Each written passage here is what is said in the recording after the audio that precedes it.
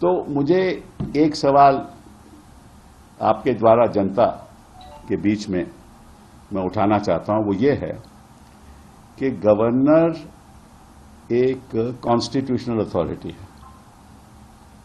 मतलब कि जहां जहां कॉन्स्टिट्यूशन में लिखित है कि गवर्नर ये कर सकता है, ये नहीं कर सकता, उसके अनुरूप गवर्नर अपने काम करते हैं। तो कॉन्स्टिट्यूशन में तो कहीं नहीं लिखा ना कि गवर्नर सैंक्शन दे सकता है। ये तो कॉन्स्टिट्यूशन में ही नहीं लिखा। प्रोसिक्यूशन का कब दे सकता है, कैसे दे सकता है, तो ये मामला अदालतों ने तय किया है।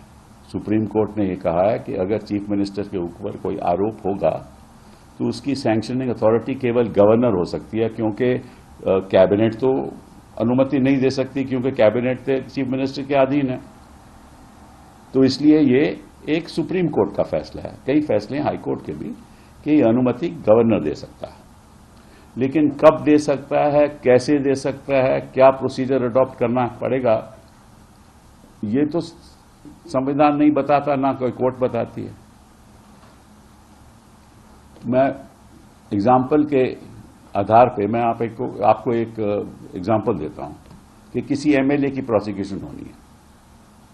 उसकी सैंक्शनिंग अथॉरिटी कौन है? Speaker of the assembly. वो सैंक्शन देगा। ये भी कोर्ट का फैसला है, कानून में या संविधान में कहीं नहीं लिखा हुआ। कोर्ट कहती है कि एमएलए की प्रोसिक्यूशन का फैसला सैंक्शनिंग अथॉरिटी स्पीकर होगी।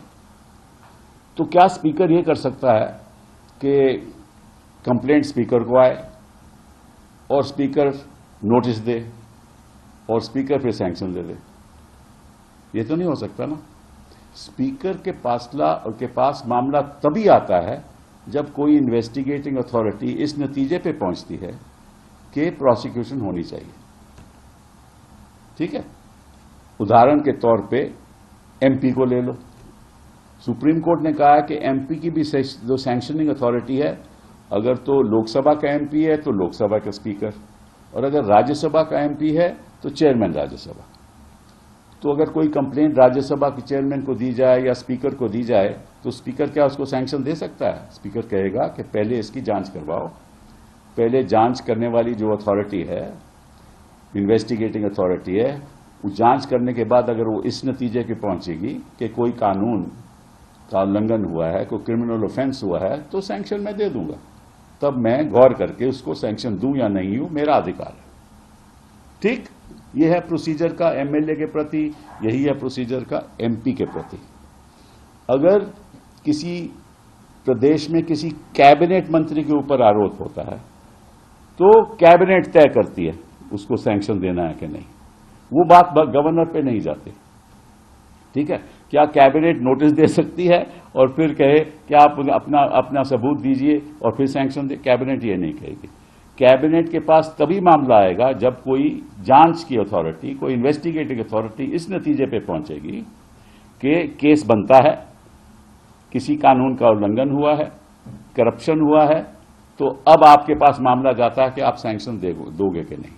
ठीक, अब ये तो हो गया मिनिस्टर्स का, एमएलएस का, एमपीज का, राज्यसभा हो या लोकसभा हो।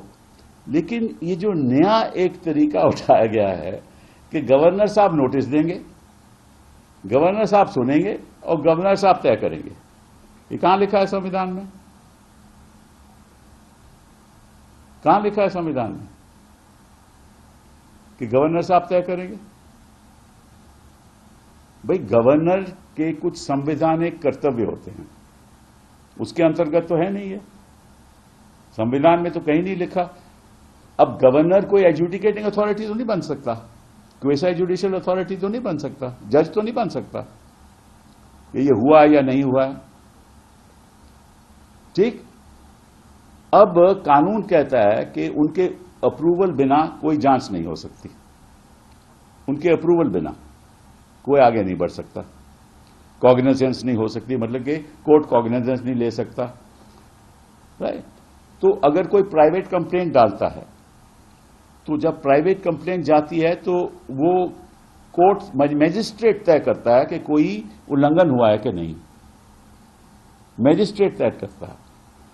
तो ये क्या मामला ऐसा है कि बिना मैजिस्ट्रेट के देखे हुए गवर्नर तय करेगा कि आरोपी के प्रति आरोप सही है? गवर्नर तय करेगा। हमारे हिसाब से गवर्नर का कोई ऐसा हक नहीं है, संवैधानिक हक, कि वो जज बन जाए, कि तय करे कि हां ऐसा लगता है कि एक क्रिमिनल ऑफेंस हुआ है। ये गवर्नर का कर्तव्य ही नहीं है, ये अथॉरिटी नहीं है। गवर्नर को चाहिए ये मामला सीधा इन्वेस्टिगेटिंग अथॉरिटी को दे, आप जांच कीजिए। जैसे अभी कहा है उन्होंने कि मैं सैंक्शन देता हूं, आप इस पर कार्रवाई की, आप इन्वेस्टिगेट कीजिए। तो सैंक्शन पहले और इन्वेस्टिगेशन बाद, ये तो उलट हो गया ना। पहले इन्वेस्टिगेशन होना चाहिए, फिर सैंक्शन होना चाहिए। क्योंकि अगर गवर्नर सैंक्शन दे सकता है तो उसके प्रति हम कहीं जा भी नहीं सकते।